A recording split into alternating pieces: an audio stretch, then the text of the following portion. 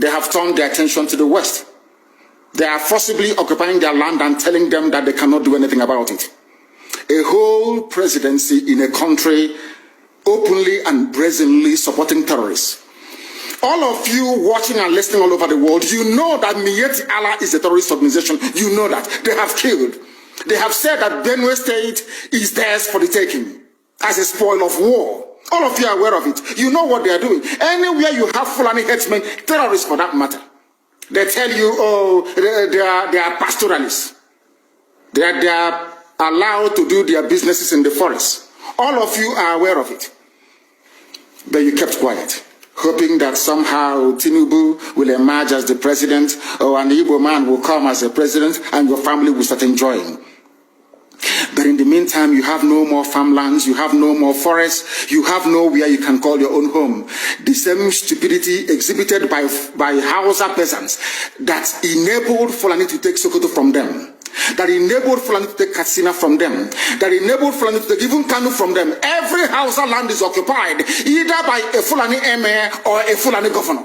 Some of you don't want to reason, you don't ever learn that the main aim of Fulani is to conquer your land and enslave you. Look at Hausa people today. As I wrote yesterday, they are worse than a discarded tissue paper. They are worth nothing. Only their language is what is relevant in their lives. Everything else is lost. All of you are repeating the exact same mistakes that the Hausas made. That is why they are in trouble. And that is why they can never ever come out of it. They are all suffering from what I would an advanced version of the Stockholm Syndrome. Can you imagine that these people came into their land and took it over and they cannot do anything about it? Hausa is gone. It took Fulani very many years before they came out of their shell to say we are Fulani. Remember before, many years ago, they told you we are Hausa Fulani. We are Hausa Fulani. Because that time, their subjugation of the Hausa race hasn't been completed. Now they have completed it. Have they not completed it? And what is happening right now? I ask you what is happening now. Fulani have now come out to tell you we are Fulani people. Is that not what they are saying now? They are not telling you we are Fulani. No more Hausa Fulani. What does that tell you? That the Hausa race no longer exists. Do you want the same thing to happen to you? Do you want the same thing to happen to your families, to your villages? Do you want your towns, let's say Obomosho, to be renamed into a Fulani name? Do you want Onisha to answer a Fulani name? Forget all the nonsense about unity of Nigeria. All they are uniting against is your common interest.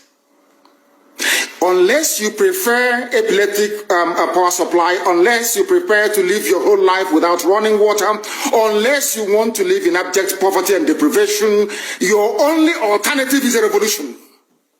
Let nobody discourage you. All the countries of the world doing very, very well, they all went through a revolution. You must go through it. If you don't go through it, you can never ever survive. As a people, Fulani will take you over. As simple as that. This very day, we are making it known to the whole world that the Muslim extremist dictatorship masquerading as a secular democratic government must be demolished. It must be demolished for you to survive. They have to be demolished. If you do not demolish them, your lives will end very, very miserably. I assure you. I assure you. The zoo is on its knees. Everybody knows that the zoo called Nigeria is on its knees. Who doesn't know that? Everybody knows. Nothing is functioning. You are all aware of it. When they say go and register for NIM or whatever, NIN or whatever rubbish is called, all of you trooped out without legislation, without any laws. Fulani can control you however they like. Once they announce it, Yoruba newspapers very foolishly and stupidly will support them because they want Tinubu as the president. And you are all dying every blessed day. You are all dying every day. Had you people risen up to say that what is happening in Nigeria is bad, there is no way that Fashoranti's daughter will not be alive today. That is the price you pay for duplicity. That is the price you pay for treachery. That is the price you will continue to pay until you rise up and say enough is enough. is up to you to do it. You did it during NSAS. You can do it again. Can you imagine Fulani people telling you, if you remove Fulanis from Yoruba forest, imagine Fulani telling you, if you remove them from your ancestral lands, there will be war, and you are panicking. And you have not asked yourself, why are they not saying something about the East?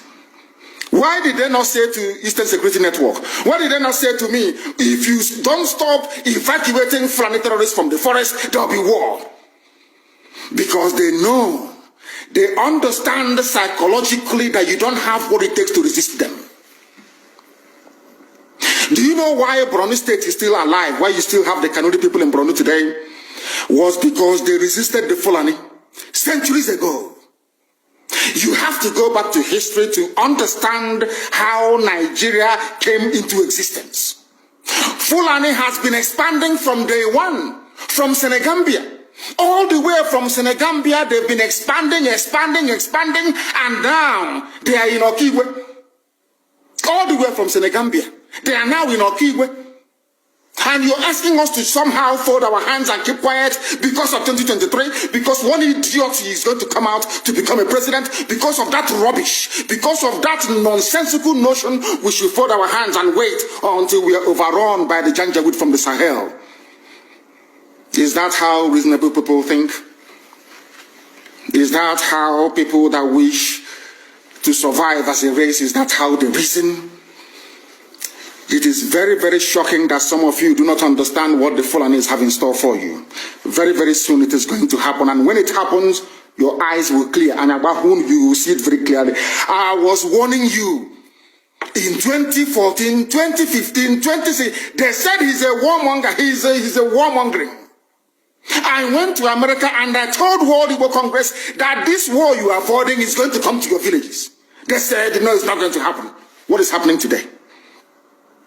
When Yoruba was supporting this, the dead idiot called Buhari, did I not warn them that this evil you're supporting will consume you? They never listened. They never wanted to listen. IPOB is a terrorist group. You're trying to divide Nigeria. But Mietiala is not. People that you are calling bandits, have you heard anybody come out to say, please Buhari, since presidency is there defending terrorists in the forest, why don't you proscribe them? No, you cannot proscribe a Fulani group. Never. And all of you, we are supporting evil. When there is the proscribed IPOB, proscribed indigenous people of Biafra. These are Yoruba journalists writing junk. Every day they keep writing rubbish. But their land is under siege. Their land is under siege. And the Fulani will take it. It don't take time.